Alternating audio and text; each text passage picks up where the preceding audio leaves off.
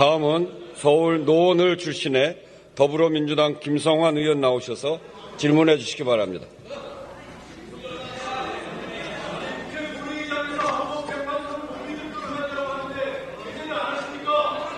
징계감 아닙니까? 국회를 완전히 모욕하고 있잖아요.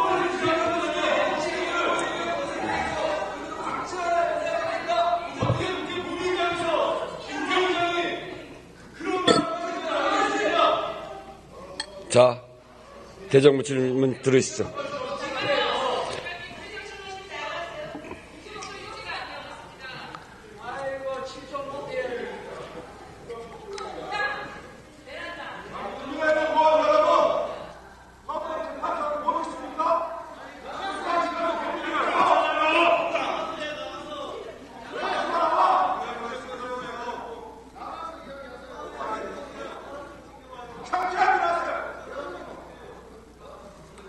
시작해도 되겠습니까? 네, 존경하는 국민 여러분, 우원식 의장님과 선배 동료 의원 여러분, 서울 노원을의 김성환입니다. 오늘로 윤석열 정부가 출범한 지 2년 9개월이 넘었습니다. 당선일 기준으로 하면 3년이 다 돼갑니다. 참 길었습니다. 지난 3년여간 무슨 일이 있었습니까? 평가하기도 싫습니다만 대한민국 정말 기적 같은 나라 아닙니까? 식민지와 폐허에서 시작해서 중진국 중에 유일하게 선진국으로 진입한 나라였습니다. 그런데 윤석열 정부 3년 동안 헤아릴 수 없는 많은 분야에서 퇴행과 퇴행을 거듭했습니다. 헌법을 수호하고 국민의 생명과 안전을 지켜야 될 대통령이 헌법을 파괴하고 오직 배우자 김건희 씨만 지키기 위해서 노력했습니다. 급기야 김건희 특검법 등을 막기 위해서 12월 3일 친히 불법 위헌 쿠데타를 저지르고 말았습니다. 상상할 수 없는 일입니다. 제가 대정부 분야, 정치 분야 질의를 하고 있습니다만 저는 이번 질의가 윤석열 정부의 마지막 대정부 질의가 되기를 진심으로 희망합니다. 내란이 계속되고 있습니다. 이와 관련해서 법무부 차관께 묻겠습니다.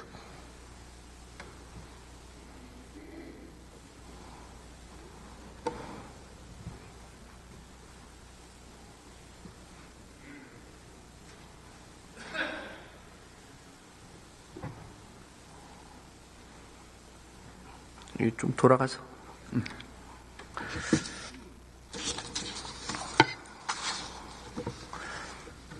어제 국민의힘 권성동 대표의 교섭단체 대표 연설이 있었습니다. 연설의 대부분을 야당 탓을 해서 유감이긴 합니다만 연설 말미에 자유민주주의는 반드시 지키겠다 이런 발언을 했습니다. 혹시 기억하십니까? 네, 들었습니다. 차관님은 자유민주주의 핵심 가치가 뭐라고 생각하십니까? 자유민주주의라고 하면 기본적으로 국민의 기본적인 권리를 보장을 해주고 복수정당제도, 자유선거제도, 의회제도 등등이 포함되어 있다고 생각합니다. 네, 그 취지에 동의하고요. 저는 일종의 민주적 선거 그리고 법치주의 그리고 언론의 자유 이게 꼭 보장되어야 된다고 생각을 합니다. 그런데요, 최근에 윤석열 대통령 발언을 들어보면 이 세 가지 것을 모두 부정하고 있습니다. 최근의 발언만 좀 따져보면요. 1월 15일 날 공수처에 체포되는 날입니다. 그날 우리나라 선거에서 부정선거의 증거는 너무나도 많다라고 대통령이 선거제도를 부정합니다. 혹시 기억하십니까? 네. 법치주의에 대해서는요. 좌파 사법 카르텔에 대한민국이 무너지고 있다. 이렇게 대통령이 발언합니다. 혹시 이것도 기억하십니까? 네네. 전형적인 내로남불 아닙니까? 언론에 대해서도 요즘 레거시 미디어, 본인에게 비판하고 있는 언론은 도저히 믿을 수 없으니 유튜브를 봐라. 이렇게 측근들에게 얘기했다고 합니다. 혹시 그것도 들으셨습니까? 네네. 대통령이 말입니다. 이렇게 발언하는 게 가능한 얘기입니까? 그런데 조금 전에 윤상현 의원 나와서 얘기했습니다만 국민의힘이 그것을 동조하고 있습니다. 가당한 일이라고 생각하십니까? 그 부분은 헌법재판 관련되는 과정에서 피소추인 입장에서 발언한 부분의 그런 경위도 있고, 그다음에 정당에서 말하는 것도 별개 차원이라서 그분에 대해서는 제가 구체적인 답변을 드리긴 좀 한계가 있습니다. 아니, 그러니까 대통령과 대통령이 소속돼 있는 정당 국민의힘이 이렇게 극우 선동을 하니까요. 정광훈 목사를 비롯한 소위 극우 세력들이 영화 주유소 습격 사건보다 더 영화 같은 서부지법 습격 사건을 일으켰습니다. 영화보다 더한데 혹시 주유소 습격 사건 보셨습니까? 네. 더하지 않습니까? 뭐 그분에 대한 판단을 제가 할 수 있는 입장은 아닙니다. 지금 이 기세면요. 만약에 이 헌법재판소가 탄핵을 인용하면 아마 헌법재판소 습격 사건도 일으킬 것 같은데 어떻게 생각하십니까? 그 부분은 아직 뭐 결론이 나지 않은 상황이라서 특정한 결론을 전제로 해서 위원님께서 하신 질문에 대해서는 답변 드리기는 좀 한계가 있습니다. 차관님, 윤석열 정부하에서 치러진 국회의원 선거마저도 부정선거라고 우기고 자신에게 불리한 판결이 내려지면 사법부와 법치주의마저 부정하고 자신에게 불리한 비판적인 언론에 대해서 모두 좌파 편향 언론이라고 말하는 이 세력이야말로 자유민주주의 체제를 부정하는 반헌법, 반체제라고 보시지 않습니까? 그 부분 판단은 사람들마다 생각이 다를 수도 있고 저는 정보위원 한 사람으로서 구체적인 답변을 드리긴 좀 한계는 있습니다. 그래서 제가 윤석열 대표 이 행동에 대해서 참으로 동의하기 어려운데요. 하나 바람이 있다면 국민의힘 권성동 대표 제발 진정한 자유민주주의가 뭔지에 대해서 다시 한번 새겨봤으면 좋겠다는 생각을 갖게 됩니다. 장관님 혹시 입벌구가 무슨 뜻인지 알고 계십니까? 혹시 말씀해 주시면. 입만 벌리면 구라라는 뜻입니다. 말만 하면 거짓말이라는 뜻의 인터넷 소위 비속어입니다. 돌이켜보니까요, 윤석열 대통령이 후보 시절부터 지금까지 참 많은 거짓말을 했습니다. 이번이 아마 마지막 대정부 질문이 될 것 같아서 제가 윤석열 대통령이 후보 시절부터 지금까지 해왔던 10가지 거짓말을 추려봤습니다. 이른바 입벌구 윤석열 10대 거짓말입니다. 한번 들어보십시오. 첫 번째, 21년 5월달 내 장모가 사기당한 적은 있어도 남에게 10원 한 장 피해준 적 없다. 이런 말 기억하십니까? 네. 검찰이 상당히 봐줬음에도 불구하고 구속됐었죠. 결과적으로 거짓말 아닙니까? 그 부분에 대한 판단은 제가 할 입지는 아닌 것 같습니다. 둘째, 윤석열 검찰총장 시절에 자신의 직속 부하인 손준성 검사가 작성한 고발 사주 문건에 대해서도 후보 시절에 뻔뻔하게 괴문서라고 거짓말을 한 적이 있습니다. 셋째, 윤석열 씨는 대선 TV 토론 때 손바닥에 왕자를 쓰고 나온 적이 있습니다. 동네 할머니가 써줬다고 하는데 믿을 수가 없는 얘기죠.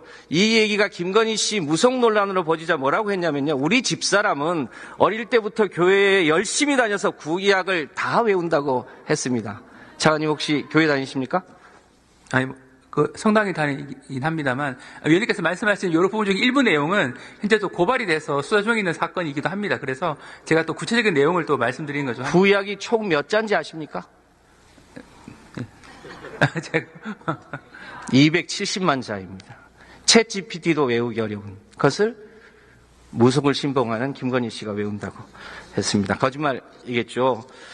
네 번째, 관훈 토론회에서 윤석열 씨는 김건희 씨의 도이치모터스 주가 조작에 대해서 오히려 4천만 원을 손해봤다고 거짓말을 했습니다. 진실은 국민들이 이미 알고 있습니다. 다만 수사가 안 되고 있을 뿐이죠. 다섯째, 윤석열 후보는 특검을 왜 거부합니까? 죄를 지었으니까 거부합니다. 라고 발언한 적이 있습니다. 기억하십니까? 네. 그런데 대통령은 임기 중에 자신과 배우자에 대한 특검법에 대해서는 모두 거부권을 행사했습니다. 옳은 일입니까? 제 요구의 정당성에 대해서는 이미 이제 정부 입장은 그동안 충분히 설명을 드렸고 거기에 대해서는 국회에서도 이 표결을 통해서 어느 정도 판단하신 것으로 알고 있습니다. 여섯째, 22년 9월 달에 미국을 방문한 윤석열 대통령은 국회에서 이 XX들이 승인을 안 해주면 바이든은 쪽팔려서 어떡하나 라는 발언을 한 적이 있습니다. 놀랬죠. 그런데 국민들은 바이든이 아니라 날리면이라는 해명을 들었습니다. 이른바 전 국민 청력 테스트를 한 적이 있습니다. 기억하십니까? 네. 차관님은 바이든으로 들었습니까? 날리면으로 들었습니까? 그 부분은 제가 이 자리에서 말씀드릴 사항은 아닌 것 같아요. 전 국민의 80%가 바이든으로 들었습니다. 일곱째, 23년 7월달 최상병 순직 사건이 있었습니다. 그때 윤석열 대통령이 이런 일로 사단장을 처벌하면 대한민국에서 누가 사장장을 할 수 있겠냐, 이런 얘기를 했다고 합니다. 알고 계십니까? 네. 이렇게 경로하니까요, 순조롭게 진행되던 진상규명이 갑자기 박정훈 대령 항명 사건으로 바뀌고 맙니다. 다행히 무죄로 판명이 나긴 했습니다만 다시 조사해야 되지 않겠습니까? 네, 그 부분은 기본적으로 군 검찰에서 수사하고 공판했던 사항이고, 그 부분에 대해서는 이제 그 항소심을 통해서 추가적인 법원의 판단이 있을 것으로 생각을 합니다. 여덟 번째입니다. 24년 6월 달에 산업부의 사무관 정도가 보도자료를 낼 사안임에도 불구하고 동해에서 140억 배럴에 달하는 석유와 가스가 매장되어 있다고 대통령이 직접 브리핑을 한 적이 있습니다. 최근에 산업부가 경제성이 없다고 발표했습니다. 결과적으로 거짓말 아닙니까? 이 부분은 또 산업부에서는 또 추가적인 그런 확인할 필요가 있다라는 입장을 밝힌 것으로 알고 있어서 역대 이런 일로 대통령이 직접 브리핑한 사례가 없었습니다.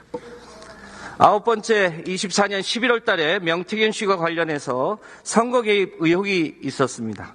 윤석열 대통령은 부인을 했습니다만 통화 녹취가 공개되면서 거짓말임이 사실상 들통이 났습니다. 알고 계시죠? 그 부분이 거짓말인지 여부, 그래 또 죄가 되는지 여부는 또 별개의 문제라서 제가 또 답변 드리는 건 좀 한계는 있습니다. 마지막 열 번째입니다. 12산 내란 세태 관련한 거짓말입니다.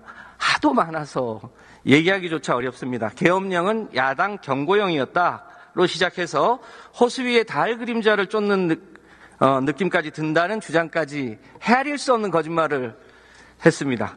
윤석열 씨는 끝내 진실을 밝히기는커녕 그야말로 입만 벌리면 구라, 입벌구 대통령, 입벌구 정권이 되고 마른 거 아닌가 싶습니다. 차관님, 혹시 고발사주 사건이 제보사주로 둔갑할 뻔했다는 내용 알고 계시죠? 한번 설명해 주시면 제가. 손준성 검사가 대통령과 김건희와 한동훈을 고발하기 위해서 국민의힘에 고발장을 줬지 않습니까? 그게 고발사주였죠. 그런데 그것을 제보자와 우리 박지원 당시 국정원장을 연결해서 제보사주로 뒤집으려고 했지 않았습니까?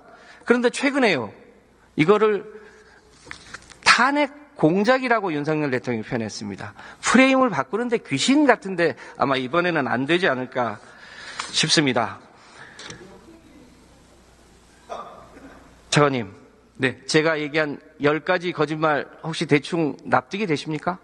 기본적으로 이제 그런 발언을 한 부분은 알고는 있고, 그 발언에 대한 평가를 저에게 의견을 물으신다면 이 자리에서 제가 말씀드릴 수 있는 부분 한계는 있죠. 손바닥에 왕자를 쓴 거는 그냥 애교로 넘어갈 수 있습니다. 그러나 이 거짓말 중에 반드시 밝혀내야 될 진실이 있습니다. 김건희 도이치모터스 주가 조작 사건 거짓말, 최상병 사망 외압 관련 거짓말, 그리고 명태균 선거 개입 관련 거짓말, 이것은 반드시 윤석열 대통령의 탄핵이 인용되면 재수사를 해서 그 진실을 밝혀야 된다고 생각하지 않으십니까? 이 부분은 탄핵 여부와 무관하게 수사팀에서 증거에 따라서 수사를 해왔고 앞으로도 해야 될 사안이라고 생각은 합니다. 네, 차관님 들어가셔서 좋으시고요. 외교부 장관님 잠깐만요. 차관님. 네. 아까 답변하시는데 네네. 김성환 의원께서 예.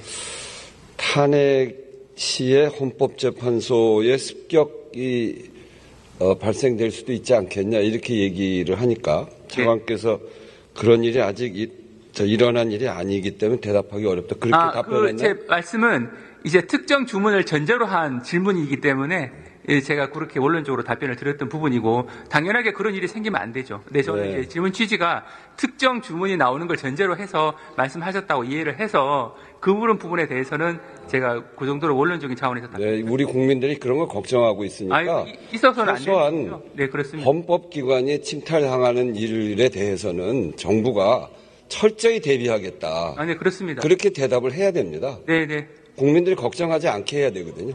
네, 알겠습니다. 그렇습니다. 네, 들어가시죠.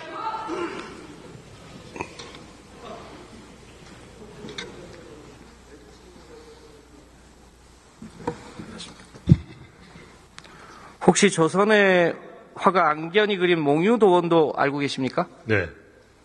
안타깝게도 이 몽유도원도는 임진왜란 당시 일본에 약탈돼서 현재 일본 덴리 대학 중앙도서관에 있습니다. 윤석열 대통령이 22년 8월 달에 정진석 당시 부의장을 대통령실로 초대해서 몽유도원도 반환을 위해서 역할을 다해달라 이런 주문도 했는데요. 혹시 외교부 차원에서 몽유도원도 반환과 관련한 업무를 공식적으로 추진한 사실이 있습니까? 없습니다. 보도를 보고 사실관계 확인을 해본 적이 있습니다만 외교 채널을 통해서 소통한 적은 없습니다.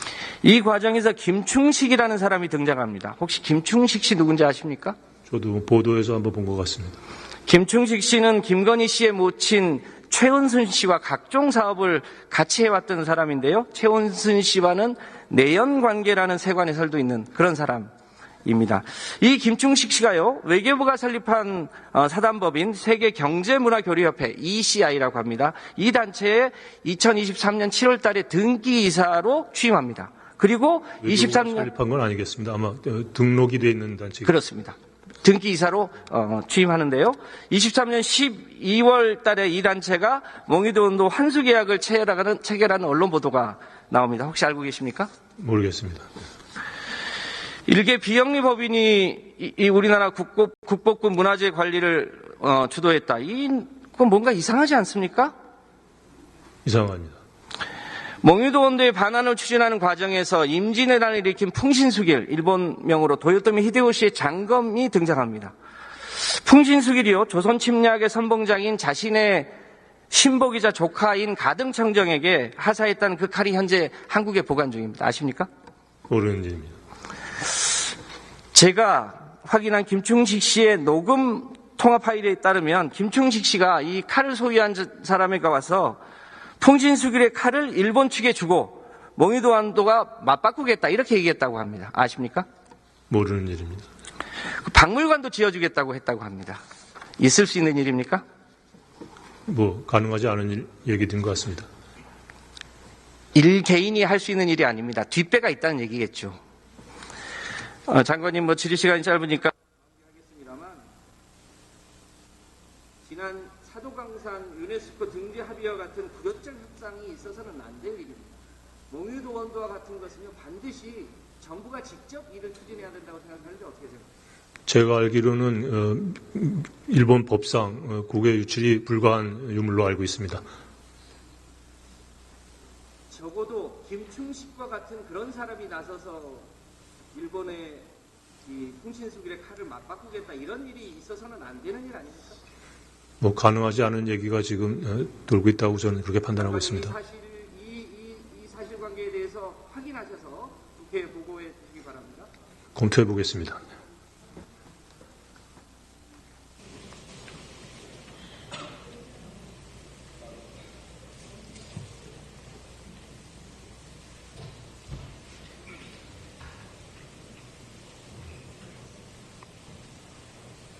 시간을 좀 못 맞추긴 했습니다만 마무리는 하겠습니다. 대한민국 민주공화국이지 않습니까? 대한민국을 포함한 대통령은 어떤 권력도 헌법과 법률 내에서만 그 권한을 행사해야 됩니다. 그런 점에서 윤석열 대통령의 불법 내란 행위 반드시 단죄되어야 하고요. 또 거짓말 역시 반드시 그 진실 앞에 밝은 빛을 보아야 된다고 생각합니다. 제가 속해 있는 민주당이 이 헌법과 진실의 범위 내에서 제 소망이라면 정말 평범한 국민들이 우주에서 가장 소중한 존재로 인정받는 그런 새로운 대한민국을 만들어야 될 때가 왔다고 생각합니다. 그런 면에서 윤석열의 내란 행위가 단죄되고 새로운 대한민국이 빨리 만들어지기를 진심으로 기원합니다.